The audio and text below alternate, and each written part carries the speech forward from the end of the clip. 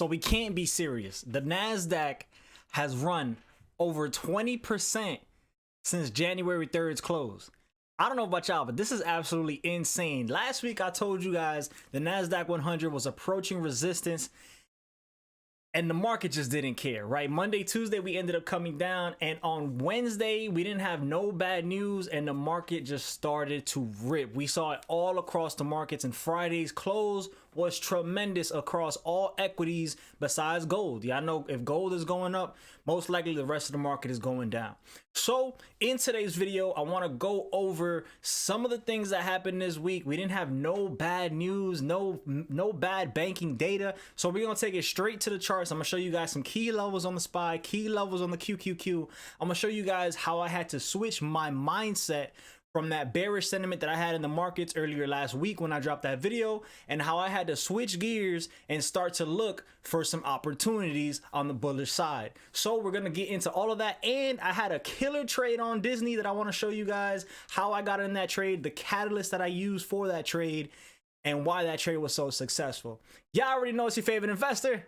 Let's get into it. Now, as always, please do not take any of the advice on this channel as a recommendation. All views are my own, and information on this channel are for educational and informational purposes only.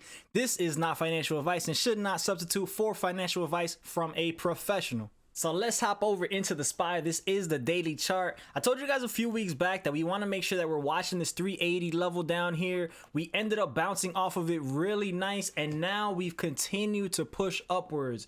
We ended up closing above this 405, 406 area, which I thought was pivotal, and we ended up closing at about 409. So at this point, we might end up chopping around here for a little bit, but I do expect us to make a run into that 417 area. Let's hop over into the QQQs. I've been watching the Qs a little bit more than I have everything else. This is that 20% that I told you guys, man. This has been insane. But let's talk about what you got going on here. So I told you guys I was planning to set up bearish, right? My stop loss was somewhere around 315. We ended up breaking that on the 30th of March, right? So I told you guys, usually when I feel bearish on the QQQ, I like playing SQQQ, and that's basically a triple leveraged inverse ETF of the Nasdaq 100. So if you feel like you're bearish the Nasdaq, you want to play the QQQ, the SQ. But be careful, because it is triple leverage. So if the Nasdaq moves 1%, that's gonna move 3%. Just always keep that in mind, right? You want to make sure that you're appropriating your capital as it should be. So, you know, keep your stop loss and your risk management tight when you're playing that. So it ended up breaching that, and at that point I closed out of my position completely, and I started finding things to the bullish side. I ended up looking at some plays like Apple showing a lot of strength, plays like Google that were hitting up critical resistance. So those are some plays that I'm looking forward to playing this week that I think that we can still get. I do expect us to start getting some resistance, or you know, some kind of choppiness somewhere around 332, but as of right now I can definitely see the Nasdaq just continuing to rip if we don't get any bad news. So expect us to keep on going up here, probably have a pullback, maybe to come and retest this supply zone area, but I do expect us to be bullish for the time being. Like I said, you don't know what's going to happen with the banks, and if we ended up getting some bad inflation data, that might send us down. However, for this week, let's take a look at it. Some of the information that we're getting this week is, I guess we've got Bullard speaking, we got NSM manufacturing data, job openings, ADP unemployment and services PMI, jobless claims on Thursday, and we have unemployment reports on Friday. So nothing super critical that can possibly send this thing like shooting back down the other way. But if something does pop up with the banks, I need you guys to be careful. Keep your stop losses tight and make sure that your plays are to a T, right? Don't be out here taking whatever setups. Take your best setups. And what I mean by that is, let's go and let's talk about this play on Disney, right, man? I told you guys I wanted to share this play on Disney with you guys. This was the reason that I took this play. I had seen this multiple times. This is the 92 area. I have seen Disney bounce off of here 1, 2, 3, 4, 5, 6 times now. I saw it bounce off of that area. So when I saw it this time, I said, hey, I'm getting some, I know that this is a spot that Disney likes to bounce from, and I'm going to keep my eye on this level. Once I ended up getting the news of the 7,000 jobs that they were going to cut, that has been a hot topic this entire year. Layoffs have literally been a catalyst for Meta. They've been a catalyst for Amazon. They've been a catalyst for so many other companies. So when I heard that news for Disney, I said, okay, cool. We're at key support, that we're getting that news, and I think that we can go ahead and hit 100. I ended up closing my position on Friday, but this was a beautiful trade. I ended up getting in, I want to say I ended up getting in somewhere around down here. For whatever reason, it had a pullback on that Friday, and I ended up opening the position, and I was like, okay, cool, I like this. So I ended up taking that. Actually, no, I didn't end up taking it here.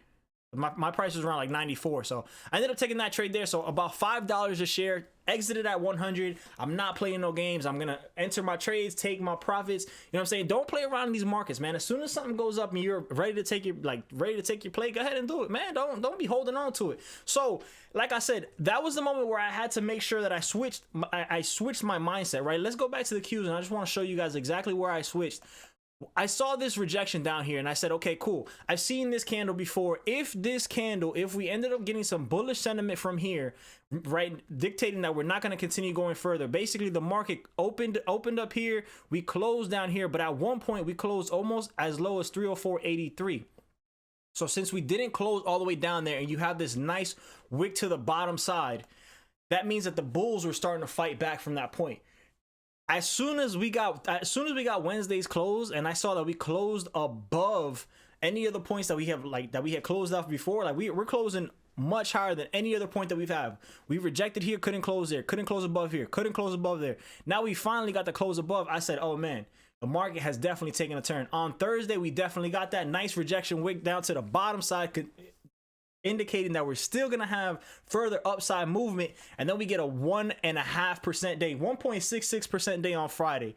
So we definitely have some bullish sentiment going into the markets. And like I said, as soon as I saw that rejection wick to the downside, followed by that bullish candle, I knew I had to start taking plays to the top side, exit out of my SQQQ position. I was actually short Tesla as well, so I closed that out. Tesla started to rip as well.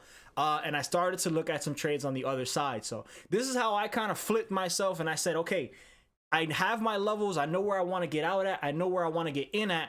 And, you know, basically getting that rejection there, showing me, hey, this market is not coming down. Let me start playing it the other way. I'm now expecting the QQQ to continue to push up further into $333. So that's basically how I switched gears, showed you guys that trade on Disney. I hope y'all are enjoying this information.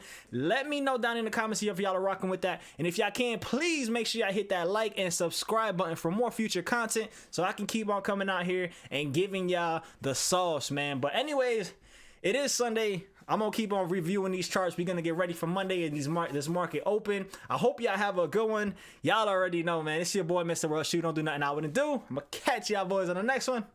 Peace.